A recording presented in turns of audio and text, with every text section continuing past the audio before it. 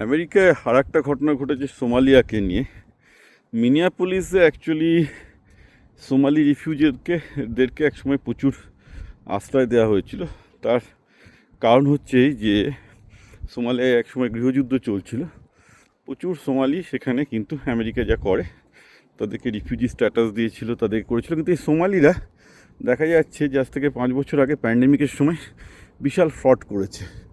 কারণ ওই মিনিয়াপলিসের বিভিন্ন শহরে সোমালিদের সংখ্যা এত বেড়ে গেছে, তারা বিভিন্ন জায়গায় ক্ষমতা দখল করেছে রাজনৈতিকভাবে।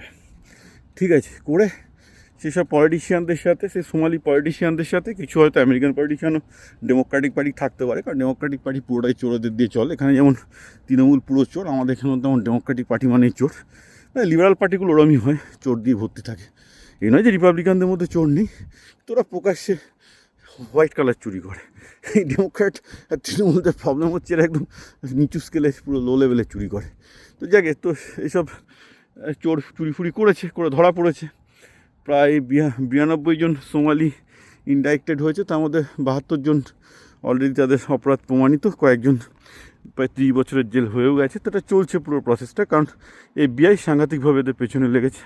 এবং দেখা যাচ্ছে তারা আমেরিকান ট্যাক্স পেয়ারদের কেউ 50 মিলিয়ন, মানে প্রায় 500 কোটি টাকা, কেউ 600 কোটি টাকা, এরকম বিশাল রেঞ্জে মেরে নিজেদের দেশে, আফ্রিকান বিভিন্ন দেশে নিয়ে চলে গেছে। এখন তারা আস্তে আস্তে সব ধরা পড়ছে, অনেকে পালিয়ে গেছে, তাদেরকে আবার বিদেশ থেকে ধরে আনা হচ্ছে। তো এসব কারণে যেটা হয়েছে যে আমেরিকায় সোমালিদের যে রিফিউজি স্ট্যাটাসটা পেতো আগে গৃহযুদ্ধের জন্য, সেটা কেন এতদিন বন্ধ করা হয়নি সেটা কেউ বলতে পারছে না। যেহেতু ট্রাম্প অ্যাডমিনিস্ট্রেশন সেটা বন্ধ করে দিয়েছে, এবং সোমালিদের সমস্ত গ্রিন কার্ড থেকে শুরু করে কীভাবে তারা পেয়েছে সব কিছু খাতিয়ে রাখা হচ্ছে। তো এই ব্যাপারটা যারা বাংলাদেশি, পাকিস্তানি, ভারতীয় সবার জন্যই আশঙ্কাজনক। কারণ দেখুন, এটা আলটিমেটলি আমেরিকা একটা ডেমোক্রেটিক কান্ট্রি।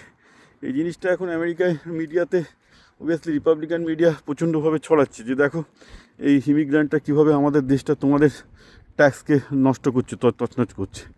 ঠিক আছে, তো ন্যাচারালি এটার পর যেটা হবে আলটিমেটলি, মানে 2 নম্বরই করবে কিছু পাকিস্তানি, সোমালি বা ওইসব কিছু ভুলভাল কমিউনিটিগুলো। কিন্তু ঝালটা আসবে আর কি ইমিগ্র্যান্ট সবাই, মানে আমরাও তো ইমিগ্র্যান্ট, সব ইমিগ্র্যান্টদের ওপর। তো যেটা হতে চলেছে মোস্ট লাইকলি, ট্রাম্প অ্যাডমিনিস্ট্রেশন এখন তো অলরেডি একটা বড় রিভিউ করতে দিয়েছে যে লাস্ট 10-20 বছরে যারা সব সিটিজেনশিপ পেয়েছে, গ্রিন কার্ড পেয়েছে, কীভাবে পেয়েছে। বিশেষ করে মানে যারা এমপ্লয়মেন্ট ক্যাটাগরিতে পেয়েছে তাদেরটা কম স্ক্রুটিনিতে যাবে, যারা অ্যাকচুয়ালি এইসব রিফিউজি ক্যাটাগরিতে পেয়েছে সবারটা দেখা হবে। এবং রিফিউজি ক্যাটাগরিতে যারা সিটিজেনশিপ পেয়েছে, ইচ্ছা করলে ট্রাম্প অ্যাডমিনিস্ট্রেশন এটাকে বন্ধ করে দিতে পারে, বলবে যে না, এটা ভুল হয়েছিল, কারণ এরা ফ্রড করার জন্য আমার দেশে এসেছিলো এবং এই হচ্ছে ফ্রডের প্রমাণ, কারণ এটা ম্যাসিভ স্কেলে ফ্রড হয়েছে। সব কিছুই কোর্টে আর্গুমেন্ট। তো এইটা একটা যাচ্ছে যে মানে আমি জানি যে এখানে প্রচুর ইমিগ্রেশন ফ্রড হয়।